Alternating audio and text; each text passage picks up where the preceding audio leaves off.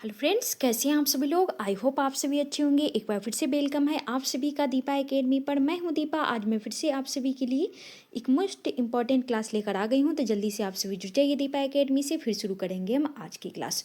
तो इस क्लास में हम पढ़ने वाले हैं सीटेट और बीएड के लिए आरटी एक्ट 2009 पर पूरी जानकारी। इसके बारे में हम सब कुछ पढ़ने वाले हैं और बहुत ही अच्छे से पढ़ेंगे और पूरे डिटेल से पढ़ेंगे, ताकि आप लोगों को हाल ही के एग्ज़ाम सीटेट के एग्ज़ाम में आप लोगों को हेल्प करे और उसके बाद आप लोगों को बीएड के एग्ज़ाम में भी ये काम आने वाला है। इसलिए हम हमेशा बोलते हैं कि जो भी बीएड फर्स्ट ईयर में अपने सिलेबस को अच्छे से पढ़ लेगा उसको सीटेट में बिल्कुल भी दिक्कत नहीं होने वाली है। तो इसलिए आप लोगों को बीएड के जितने भी हम क्लास लिए हैं, जितना भी नोट्स लिए हैं आप लोगों को दिए हैं और मिला है, आप लोगों ने खुद से भी ख़रीदा है, तो उन सारी चीज़ों को अच्छे से पढ़िए। वो सारी चीज़ें क्या करेंगी, आप लोगों को सीटेट में बहुत ही हेल्प करने वाली है। तो चलिए बिना देरी किए हुए हम क्लास में आगे बढ़ते हैं और जानते हैं और समझते हैं आरटी एक्ट 2009 क्या है। तो आरटी एक्ट 2009 शिक्षा का अधिकार अधिनियम। ये क्या है? शिक्षा का अधिकार अधिनियम 2009 RT right to education act 2009। इसे 2009 में लागू किया गया था, यानी कि पारित किया गया था। लेकिन ये लागू कब हुआ था? 1 अप्रैल 2010 में हुआ था। तो शिक्षा का अधिकार अधिनियम 2009 राइट टू एजुकेशन, शिक्षा का अधिकार अधिनियम 2009 राइट टू एजुकेशन एक्ट 2009। आज हम इसी के बारे में पूरे डिटेल से पढ़ने वाले हैं और ठीक वैसे ही पैटर्न पर हम पढ़ेंगे जैसे कि आप लोग बीएड के एग्जाम में किसी भी क्वेश्चन का आंसर देते हैं, ताकि आप लोग बीएड में भी इसको अगर क्वेश्चन पूछा जाए, आप लोगों से क्वेश्चन पूछा जा सकता है। लैंग्वेज अग्रस्त करिकुलम में ये क्वेश्चन आ सकता है, या फिर आपके पैडागोजी सब्जेक्ट में ये क्वेश्चन आ सकता है। इसलिए आप लोग बीएड फर्स्ट ईयर में जो भी स्टूडेंट हो, इस क्लास को एक बार जरूर से देख लीजिएगा। तो चलिए हम सबसे पहले इसकी प्रस्तावना यानी कि इसका परिचय, इंट्रोडक्शन देख लेते हैं। तो इंट्रोडक्शन में क्या है? शिक्षा किसी भी राष्ट्र के सामाजिक, आर्थिक एवं सांस्कृतिक विकास की आधारशिला होती है। बिल्कुल सही बात है। शिक्षा क्या है? किसी भी राष्ट्र के सामाजिक, आर्थिक एवं सांस्कृतिक विकास की आधारशिला होती है। भारत जैसे विशाल और विविधतापूर्ण देश में लंबे समय तक शिक्षा तक समान पहुँच एक बड़ी चुनौती रही है। हमारा जो देश है क्या है? बहुत बड़ा देश है। हमारे देश की जनसंख्या कितनी है? विश्व में सबसे ज़्यादा है। नंबर 1 पे हम लोग जनसंख्या के मामले में है। और यहाँ पे क्या है? विविधतापूर्ण देश। यहाँ पे क्या है? भिन्न भिन्न जाति, भिन्न भिन्न धर्म के लोग यहाँ पे रहते हैं। तो एक समान पहुँच तक क्या है? एक बड़ी चुनौती रही है। आप अगर भारत के प्राचीन काल से देखेंगे तो क्या होगा? यहाँ पे महिलाओं और निम्न वर्ग के लोगों के लिए क्या किया गया है? शिक्षा से हमेशा दूर रखा गया है। तो इसी आवश्यकता को ध्यान में रखते हुए भारत सरकार ने निःशुल्क एवं अनिवार्य शिक्षा का अधिकार अधिनियम 2009 right to education act RTE पारित किया। यानी कि इसको पारित कब किया गया था? तो 2009 में। और लागू कब हुआ? तो 1 अप्रैल 2010 में।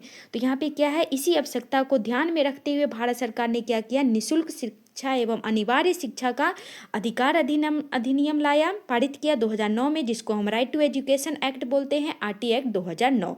कब पारित हुआ? 2009 में। आगे देखते हैं। यह अधिनियम 1 अप्रैल 2010 से पूरे देश में लागू हुआ। यह पूरे देश यानी कि भारत में कब लागू हुआ था? तो इसको भी याद कर लीजिएगा, हो सकता है आपको ऑब्जेक्टिव में क्वेश्चन पूछा जा सके। तो यह अधिनियम 1 अप्रैल 2010 में पूरे देश में लागू हुआ था। इस अधिनियम के माध्यम से 6 से 14 वर्ष के आयु के प्रत्येक बच्चों को निःशुल्क व अनिवार्य शिक्षा प्रदान करने का कानूनी अधिकार प्राप्त यानी कि प्रदान किया गया। इस अधिनियम में क्या हुआ था? 6 साल से 14 साल के सभी बच्चों को, चाहे वो किसी भी लिंग के हो, किसी भी धर्म से हो, किसी भी जाति के हो, सभी बच्चों को क्या करना है? निःशुल्क और अनिवार्य शिक्षा प्रदान करने की कानूनी अधिकार प्रदान की। यहाँ पे 6 साल से 14 साल बच्चों को बिल्कुल निःशुल्क और अनिवार्य शिक्षा देना है। यह अधिनियम भारतीय संविधान अनुच्छेद 21(a) को क्रियान्वित करता है, जिसे 86वें संविधान संशोधन अधिनियम 2002 द्वारा जोड़ा गया। यह पहले संविधान में नहीं था, इसका संशोधन किया गया 86वें संशोधन में। और ये कब हुआ था? तो 2002 में हुआ था। और यह आर्टिकल नंबर 21(a) के तहत ये पारित किया गया था। यानी कि 21(a) के तहत लाया गया कि 6 साल से 14 साल के जितने भी बच्चे हैं उसको निःशुल्क और अनिवार्य शिक्षा मिलनी चाहिए। आगे बढ़ते हैं हम क्लास में। अब हम पढ़ते हैं आरटीई अधिनियम का ऐतिहासिक पृष्ठभूमि। अब हम राइट टू एजुकेशन 2009 का अधिनियम का क्या करेंगे, ऐतिहासिक पृष्ठभूमि में पढ़ेंगे। उससे पहले प्लीज़ सभी लोग क्लास को लाइक कर दीजिए, शेयर कर दीजिए, चैनल को सब्सक्राइब करके बेल आइकन प्रेस कर लीजिएगा ताकि नेक्स्ट क्लास की नोटिफिकेशन आपको टाइम से मिल जाए। और आप सभी से काइंडली रिक्वेस्ट है कि जिन लोगों ने अभी तक चैनल को सब्सक्राइब नहीं किया है या आज पहली बार विजिट कर रहे हैं, प्लीज़ चैनल को सब्सक्राइब करके बेल आइकन प्रेस कर लीजिएगा। तो अब हम पढ़ते हैं आरटीई अधिनियम का ऐतिहासिक पृष्ठभूमि। इसमें क्या है, भारत में शिक्षा को मौलिक अधिकार बनाने की मांग स्वतंत्रता के बाद ही उठती रही है। भारत में क्या है, शिक्षा को मौलिक अधिकार बनाने की मांग क्या है, स्वतंत्रता के बाद ही उठनी शुरू हो गई थी। पहले यह नीति निर्देशक तत्वों में शामिल थी। यह पहले कहाँ पे शामिल थी, तो नीति निर्देशक तत्व में अनुच्छेद 45 में 1993 में उन्हीं कृष्ण बनाम आंध्र प्रदेश राज्य मामले में सर्वोच्च न्यायालय में 14 वर्ष तक की शिक्षा को जीवन के अधिकार का हिस्सा माना गया। 1993 में क्या हुआ, जब आंध्र प्रदेश के लिए वो भाषा वाला जो आंदोलन चल रहा था, उसके बाद में सर्वोच्च न्यायालय ने क्या किया, 14 वर्ष तक की शिक्षा को जीवन के अधिकार का हिस्सा माना गया। इसके बाद 2002 में 26वें संविधान संशोधन हुआ और अंततः 2009 में आरटीई अधिनियम पारित हुआ। उसके बाद क्या गया, 2002 में 26वें संविधान संशोधन हुआ और उसके बाद आर्टिकल 21A को जोड़ा गया और उसके तहत क्या हुआ, अंततः 2009 में आरटीई अधिनियम पारित किया गया। आगे देखते हैं आरटीई अधिनियम के प्रमुख उद्देश्य। अब हम राइट टू एजुकेशन के प्रमुख उद्देश्य क्या क्या है इसके बारे में समझ लेते हैं। तो आरटीई अधिनियम के मुख्य उद्देश्य निम्नलिखित हैं। इसके मुख्य उद्देश्य क्या है, निम्नलिखित है। तो सबसे पहला इसका उद्देश्य क्या है, 6 से 14 वर्ष की सभी बच्चों को निःशुल्क एवं अनिवार्य शिक्षा प्रदान करना। ये आप लोग याद कर लीजिएगा क्योंकि ये आप लोगों को सीटेट के एग्जाम में ऑब्जेक्टिव क्वेश्चन पूछा जाता है, तो उसमें भी आप लोगों को पूछा जा सकता है। तो 6 से 14 वर्ष तक के सभी बच्चों को क्या किया जाएगा, इसमें निःशुल्क एवं अनिवार्य शिक्षा प्रदान करना है। दूसरा इसका मुख्य उद्देश्य क्या है, सामाजिक एवं आर्थिक रूप से पिछड़े वर्ग के बच्चों को समान अवसर देना है। यहाँ पे क्या है, सामाजिक एवं आर्थिक रूप से पिछड़े वर्गों को बच्चों को क्या करना है, समान अवसर देना है। किसी के साथ कोई भेदभाव नहीं करना है, जिसमें सामाजिक एवं आर्थिक रूप से पिछड़े वर्गों को क्या करना है, सभी को समान अवसर मिलेगा। तीसरा है, विद्यालय में न्यूनतम शैक्षणिक मानकों को सुनिश्चित करना है। विद्यालय में क्या करना है, न्यूनतम शैक्षणिक मानकों को क्या करना है, सुनिश्चित करना है। चौथा है, बाल श्रम, स्कूल छोड़ने, ड्रॉप आउट। क्या होता है, बच्चे कुछ टाइम के बाद स्कूल छोड़ देते हैं। जैसे कि लड़कियां क्या है, पहले प्राथमिक तक पढ़ती थी, प्राइमरी स्कूल तक पढ़ती थी, उसके बाद मिडिल स्कूल तक भी नहीं जाती थी, उनके बाद क्या होता था, उनका शादी कर दिया जाता था। उसके बाद थोड़ा सा प्रोग्रेस हुआ, उसके बाद लड़कियां मिडिल स्कूल तक यानी कि 8वीं क्लास तक जाने लगी। जैसे ही 8वीं पास करती थी तो उनको क्या होता था, शादी विवाह कर दिया जाता था। तो ये सारी चीज़ें क्या है, ड्रॉप आउट हो जाती थी, यानी कि बच्चे स्कूल को बीच में ही छोड़ देते थे। लड़के जो निम्न वर्ग के थे, आर्थिक रूप से कमजोर होते थे, उनका क्या होता था, उनको मजदूरी करने जाना पड़ता था। इसलिए प्राथमिक स्कूल के बाद वो स्कूल छोड़ देते थे या मिडिल स्कूल के बाद स्कूल को छोड़ देते थे। ये सारी चीज़ें इस अधिनियम में ध्यान में रखा गया। पता लगाया गया कि बच्चे ड्रॉप आउट क्यों करते हैं, तो बाल श्रम की वजह से स्कूल छोड़ना, ड्रॉप आउट करना की समस्या को कम करना था।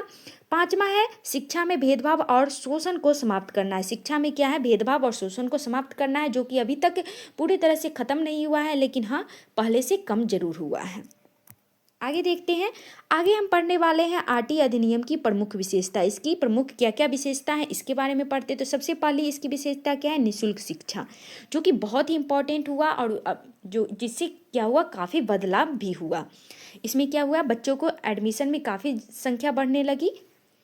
तो सबसे पहला इसका विशेषता है निःशुल्क शिक्षा। इसमें क्या है, अधिनियम के अनुसार 6 से 14 वर्ष की आयु के बच्चों से किसी भी प्रकार का शुल्क, परीक्षा शुल्क, पुस्तक शुल्क या अन्य खर्च नहीं लिया जाएगा। सरकार बच्चों को निःशुल्क पुस्तकें, यूनिफॉर्म और अन्य आवश्यक सुविधाएं उपलब्ध कराएगी। तो आरटीई अधिनियम की प्रमुख विशेषता, जिसमें से पहली इसकी विशेषता क्या है, निःशुल्क शिक्षा, जिसमें क्या था, अधिनियम के अनुसार जो भी बच्चे 6 से 14 वर्ष की आयु के बच्चे हैं उनसे किसी प्रकार का शुल्क नहीं लिया जाएगा, यानी कि फीस नहीं लिया जाएगा, परीक्षा फीस नहीं लिया जाएगा, पुस्तक शुल्क नहीं लिया जाएगा। पुस्तक भी क्या होगा, सरकारी स्कूल के माध्यम से सरकार द्वारा ही मिलेगी। अन्य खर्च नहीं लिया जाएगा। सरकार बच्चों को निःशुल्क पुस्तकें, यूनिफॉर्म और अन्य आवश्यक सुविधाएं उपलब्ध कराएंगी। ये इसकी पहली विशेषता थी। अब हम इसकी दूसरी विशेषता देखते हैं, यानी कि अनिवार्य शिक्षा। 6 से 14 वर्षों के बच्चों को कंपल्सरी शिक्षा यानी कि अनिवार्य शिक्षा कर दिया गया। इसमें क्या है, राज्य सरकार और स्थानीय प्राधिकरणों की यह जिम्मेदारी है कि वे अपने क्षेत्र में रहने वाले सभी बच्चों का विद्यालय में नामांकन कराएं और उनकी नियमित उपस्थिति सुनिश्चित करें। इसमें क्या है, 6 साल से 14 साल के बच्चों को मजदूरी काम में नहीं लगाना है। अगर कोई काम करवाता है तो उस पर क्या होगा, कानूनी कार्रवाई होगी। तो इसमें क्या है, 6 से 14 साल के बच्चों को कुछ भी नहीं करना है, सिर्फ पढ़ना है। सारा खर्चा कौन देगा, तो सरकार देगा। नेक्स्ट है 25% आरक्षण का प्रावधान जो कि निजी स्कूलों में दिया गया। इसमें क्या है, निजी गैर अनुदानित विद्यालय में कक्षा 1 या प्रारंभिक कक्षा में 25% सीटें आर्थिक रूप से कमजोर वर्ग, ईडब्ल्यूएस और वंचित वर्गों के बच्चों के लिए आरक्षित होगी। इन बच्चों की शिक्षा का खर्च सरकार वहन करेंगी। ईडब्ल्यूएस किसको आ जाता है, जो सामान्य वर्ग के, जनरल वर्ग के लोग होते हैं, स्वर्ण वर्ग के लोग होते हैं, जिसमें क्या होते हैं, जो लोग आर्थिक रूप से कमजोर होते हैं उनके लिए ईडब्ल्यूएस। इसमें क्या होगा, ईडब्ल्यूएस वाले जो कि निजी स्कूल में 25% क्या होगा, इन सारे बच्चों के लिए सीट रिजर्व रहेगा, जिसमें ईडब्ल्यूएस वाले बच्चे और जो SC ST के जो बच्चे होते हैं उनका ही एडमिशन होगा बिल्कुल फ्री में। लेकिन धरातल पर ऐसा कुछ भी नहीं है, ये सिर्फ कागजी ही रह गई है। 25% सीटें आप किसी भी प्राइवेट स्कूल में आपको ऐसा देखने को नहीं मिलेगा। ये सारी चीज़ें क्या है, सिर्फ कागजों पर ही लिखा गया है। आगे देखते हैं चौथी इसकी विशेषता क्या है, आयु के अनुसार कक्षा में प्रवेश। चौथी इसकी विशेषता क्या है, आयु के अनुसार कक्षा में प्रवेश। इसमें देख लेते हैं, इसमें क्या है, यदि कोई बच्चा निर्धारित आयु में विद्यालय में प्रवेश नहीं ले पाया है तो उसे उसकी आयु के अनुसार उचित कक्षा में प्रवेश दिया जाएगा और विशेष प्रशिक्षण की व्यवस्था की जाएगी। अगर बच्चा 6 साल में 1 क्लास में एडमिशन लेना है, लेकिन वो 6 साल में स्कूल नहीं गया और 8 साल में अगर वो गया तो उसका कौन से क्लास में एडमिशन होगा, उसका 3 क्लास में एडमिशन होगा। और उसी के अनुसार उसको क्या किया जाएगा, उचित कक्षा में प्रवेश दिया जाएगा और विशेष परीक्षण के साथ दिया जाएगा, ताकि वो क्या करे, पीछे 2 साल का जो वो पढ़ाई नहीं कर पाया है उसको भी कवर कर पाए। नेक्स्ट इसकी मुख्य विशेषता क्या है, शारीरिक दंड और मानसिक उत्पीड़न पर प्रतिबंध। बच्चों को किसी भी तरीके से फिजिकल दंड नहीं देना है, मारना पीटना नहीं है, या फिर उनको मेंटली तौर पर भी उत्पीड़न नहीं करना है। RT अधिनियम बच्चों के साथ शारीरिक दंड, मानसिक उत्पीड़न और भेदभाव को पूर्णतः प्रतिबंधित करता है। RT एक्ट यानी कि राइट टू एजुकेशन अधिनियम 2009 क्या करता है, बच्चों के साथ शारीरिक दंड, मानसिक उत्पीड़न और भेदभाव को पूर्णतः प्रतिबंधित करता है। अगर कोई टीचर बच्चों के साथ ऐसा करता है तो उस पर कानूनी कार्रवाई होगी और साथ में उसको क्या किया जाएगा, उसके नौकरी से भी निष्कासित कर दिया जाएगा। नेक्स्ट है विद्यालय के लिए निर्धारित मानक। अब विद्यालय के लिए भी यहाँ पे क्या किया गया है, कुछ निर्धारित मानक तय किया गया है। उसी के अंदर विद्यालय को रहकर क्या करना है, अपना कार्यक्रम शुरू करना है और रखना है। उससे पहले प्लीज़ सभी लोग क्लास को लाइक करते रहिए, शेयर करते रहिए, चैनल को सब्सक्राइब करके बेल आइकन प्रेस कर लीजिएगा, ताकि नेक्स्ट क्लास की नोटिफिकेशन आपको टाइम से मिल जाए। और आप सभी को पता है कि चैनल नया है, तो आप लोगों का ज़्यादा से ज़्यादा सपोर्ट चाहिए। तो आप सभी से काइंडली रिक्वेस्ट है कि चैनल को सपोर्ट कीजिए और हमारे जो YT फैमिली को जल्दी से जल्दी 10 के फैमिली बनाने में आप लोग हेल्प कीजिए। तो अब हम देख लेते हैं विद्यालय के लिए निर्धारित मानक। RT अधिनियम के अंतर्गत विद्यालयों के लिए कुछ न्यूनतम मानक निर्धारित किए गए हैं। तो पहला इसमें मानक कौन सा है, तो पर्याप्त संख्या में योग्य शिक्षक होना चाहिए। दूसरा है पक्का भवन होना चाहिए, कक्षाएं होनी चाहिए, शौचालय होनी चाहिए, पीने का पानी होना चाहिए, यानी कि पीने योग्य पानी होनी चाहिए। तीसरा क्या है, पुस्तकालय होनी चाहिए, खेल सामग्री और शिक्षण संसाधन भी होनी चाहिए। चौथा है शिक्षक छात्र अनुपात कितनी होनी चाहिए, इसका पालन होना चाहिए। बच्चों के अंदर जो भी क्राइटेरिया बनाया गया है, अगर 20 बच्चों पर एक टीचर होना चाहिए तो 20 पर एक ही टीचर होगा। अगर 30 बच्चों पर एक टीचर होना चाहिए तो 30 बच्चों पर एक ही टीचर होगा। उससे ज़्यादा बच्चे एक टीचर पर नहीं होनी चाहिए। जो विद्यालय इन मानकों को पूरा नहीं करते हैं उन्हें मान्यता नहीं दी जाएगी। जो विद्यालय क्या करेगी, इन मानकों को पूरा नहीं करेगी, उन्हें मान्यता नहीं दी जाएगी। तो ये सारी चीज़ें क्या थी, विद्यालयों के लिए निर्धारित मानक थी, जिसको पूरा करना अनिवार्य है। आगे देखते हैं, आगे हम पढ़ने वाले शिक्षकों से संबंधित प्रावधान। अब हम स्कूल के बारे में पढ़ लिए, बच्चों के बारे में पढ़ लिए, अब हम पढ़ने वाले हैं शिक्षकों से संबंधित प्रावधान कौन कौन से बनाया है। तो पहला है शिक्षक की नियुक्ति केवल निर्धारित शैक्षणिक योग्यता के आधार पर होगी। दूसरा है शिक्षक गैर शैक्षणिक कार्य जैसे कि जनगणना, चुनाव को छोड़कर अन्य कार्यों में नहीं लगाए जाएंगे। लेकिन ऐसा कुछ नहीं है, दिल्ली में तो क्या किया गया है, टीचरों को कुत्तों को चिन्हित करने में भी लगा दिया गया है। तो ये सारी चीज़ें सिर्फ दस्तावेज ही बनकर रह गई हैं, धरातल पर ऐसा अभी कुछ नहीं हो रहा है। शिक्षक यहाँ पे क्या बताया जा रहा है कि गैर शैक्षणिक कार्यों में नहीं लगाया जाएगा, सिर्फ उनको जनगणना और चुनाव को छोड़कर किसी अन्य कार्यों में नहीं लगाया जाएगा। तीसरा है शिक्षक की जवाबदेही सुनिश्चित की जाएगी। चौथा है निजी ट्यूशन पर प्रतिबंध लगाया जाएगा। जो भी गवर्नमेंट टीचर हैं उनको अब क्या करना है, निजी ट्यूशन बच्चों को नहीं पढ़ाना है। नेक्स्ट देखते हैं, अब आगे है पाठ्यक्रम और मूल्यांकन व्यवस्था। उससे पहले आप सभी को बता दें, जो भी इस नोट्स को खरीदना चाहते हैं उसके लिए क्या करना पड़ेगा, आप लोगों को टेलीग्राम चैनल को फॉलो करना पड़ेगा। तो टेलीग्राम चैनल का लिंक कहाँ पे मिल जाएगा, इसी वीडियो के डिस्क्रिप्शन बॉक्स में और कमेंट के सबसे ऊपर भी दिख रहा होगा, वहाँ पे क्लिक करके आप लोग फॉलो कर लीजिएगा। और वहीं पे आप लोगों को क्या करना पड़ेगा, कैसे आप लोगों को पेमेंट करना है, कैसे आप लोगों को नोट्स मिलेगा, ये सारी जानकारी आप लोगों को बता दी जाएगी। और 149 रुपये में सिर्फ ये नोट्स नहीं मिलेगा, आप लोगों को बीएड फर्स्ट ईयर का पूरा सिलेबस का नोट्स मिल जाएगा। मेथड पेपर यानी कि पैडागोजी स्कूल ऑफ सब्जेक्ट से आपका बीवीआई क्वेश्चन भी मिल जाएगा। और उसके बाद अदर जो भी इंपॉर्टेंट पीडीएफ होगी, जैसे कि 2000 एनसीएफ 2005 हो गया, एनईपी 2020 हो गया, आपका ये आरटी अधिनियम हो गया 2009 हो गया, जो भी आपको लगेगा कि सीटेट और बीएड दोनों में आप लोगों से पूछा जाएगा, वो अलग से आपको पीडीएफ अवेलेबल करवाया जाएगा। तो ये सारी चीज़ें आप लोगों को कितने में मिल जाएगी, ओनली 149 रुपीज़ में। इतना सस्ता आप लोगों को कहीं पे भी नहीं मिलने वाला है।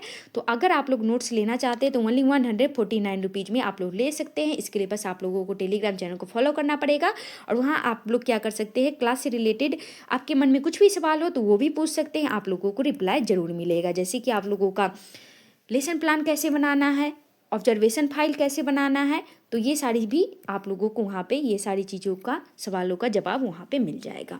तो चलिए हम इसी के साथ क्लास में आगे बढ़ते हैं और पढ़ते हैं पाठ्यक्रम और मूल्यांकन व्यवस्था। यहीं पे थे हम लोग।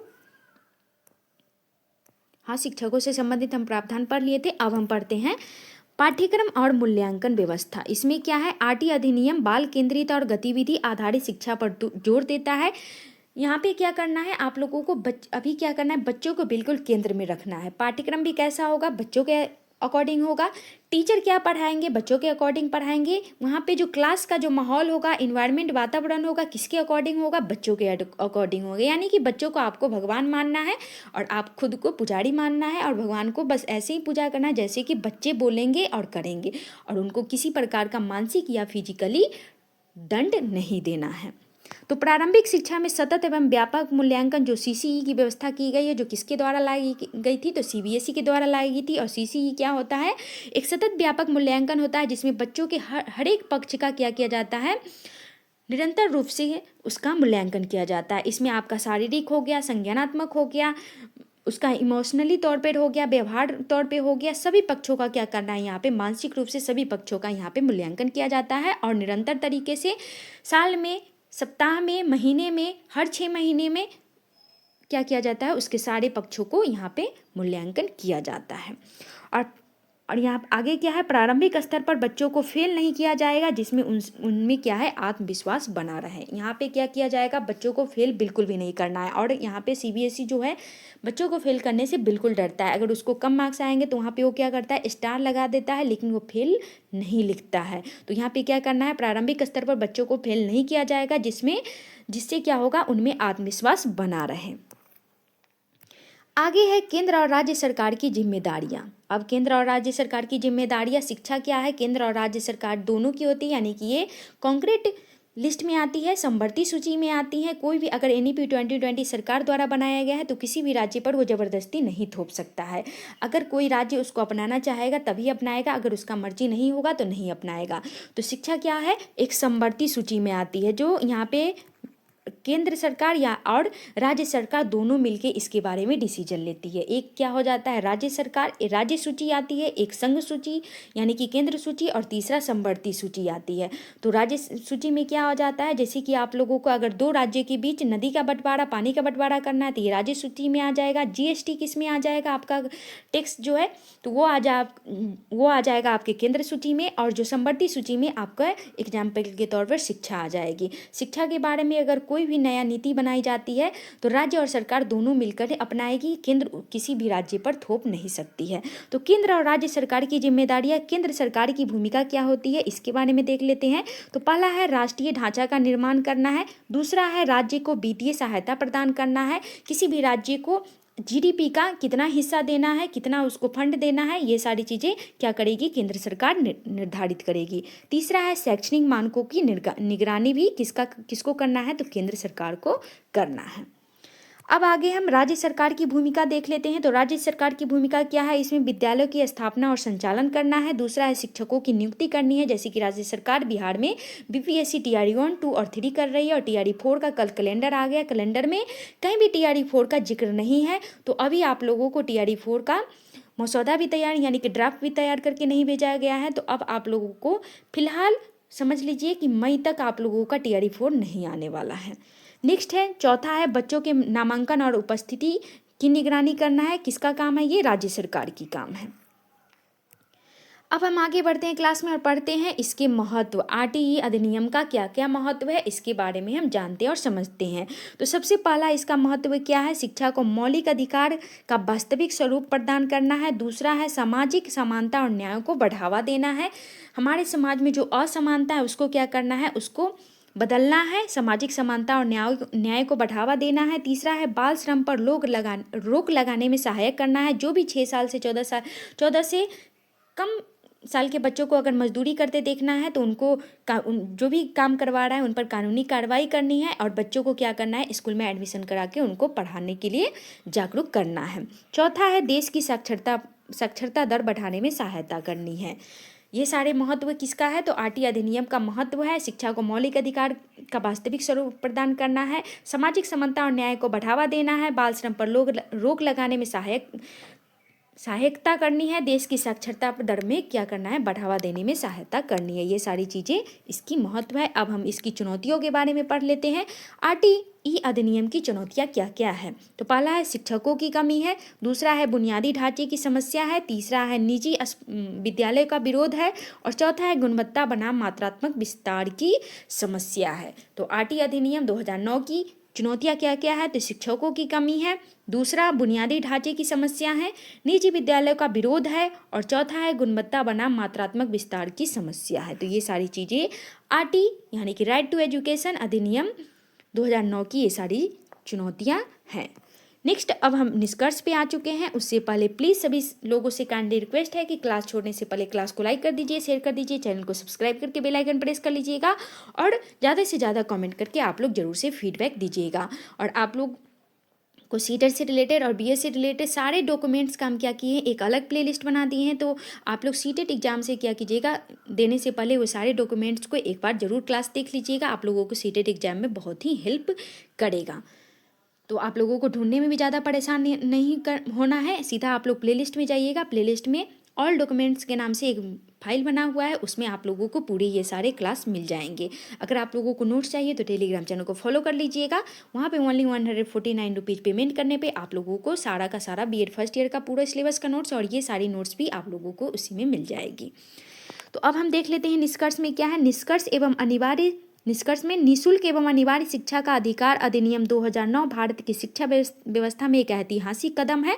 इस अधिनियम ने शिक्षा को केवल एक सरकारी योजना नहीं बल्कि प्रत्येक बच्चे का कानूनी अधिकार बना दिया है। निःशुल्क एवं अनिवार्य शिक्षा क्या है, शिक्षा का अधिकार अधिनियम 2009 भारत की शिक्षा व्यवस्था को क्या किया है, एक ऐतिहासिक कदम है। इस अधिनियम ने शिक्षा को केवल एक सरकारी योजना नहीं बल्कि प्रत्येक बच्चे का कानूनी अधिकार बना दिया है। हालांकि इसके प्रभावी क्रियान्वयन में चुनौती है, यानी कि ये धरातल पर अभी भी उतना नहीं देखा जा रहा है। अभी भी बच्चों को जो 14 साल से कम उम्र के बच्चे उनको भी बहुत सारे जो खतरा वाला जो फैक्ट्री होता है उसमें भी काम करते हुए देखा जाता है। फिर भी यदि सरकार, समाज और अभिभावक मिलकर कार्य करे तो आरटीई अधिनियम भारत के उज्जवल भविष्य की मजबूत नींव बना सकती है। फिर भी यहाँ पे क्या करेगी, अगर सरकार, समाज और अभिभावक यानी कि पेरेंट्स, बच्चों के माता पिता मिलकर क्या करेंगे, कार्य करेंगे तो राइट टू एजुकेशन अधिनियम भारत की उज्जवल भविष्य की मजबूत नींव क्या कर सकती है, बन सकती है। तो इसी के साथ आज का क्लास हमारा खत्म हुआ। क्लास और कंटेंट कैसा लगा आप लोग जरूर बताइएगा और साथ में अगर आप लोगों को नोट्स चाहिए तो आप लोग टेलीग्राम चैनल को जरूर से फॉलो कर लीजिएगा। उसका लिंक इसी वीडियो के डिस्क्रिप्शन बॉक्स में और कमेंट के सबसे ऊपर है, वहाँ पे क्लिक करके आप लोग फॉलो कर लीजिएगा। और यहाँ पे दीपा एकेडमी के वाईटी चैनल पर डेली शाम को फ्री क्लास होता है आप लोगों को सीटेट और बीएड से रिलेटेड। तो आप लोग शाम को 6 बजे दीपा एकेडमी से जुड़ना नहीं भूलिएगा। तो आज के लिए बस इतना ही, मिलते हैं नेक्स्ट क्लास में। क्लास के अंत तक बने रहने के लिए थैंक यू सो मच। अब हम नेक्स्ट क्लास में एक नए सेशन के साथ आएंगे। तो आज के लिए बस इतना ही। जय हिंद, जय भारत।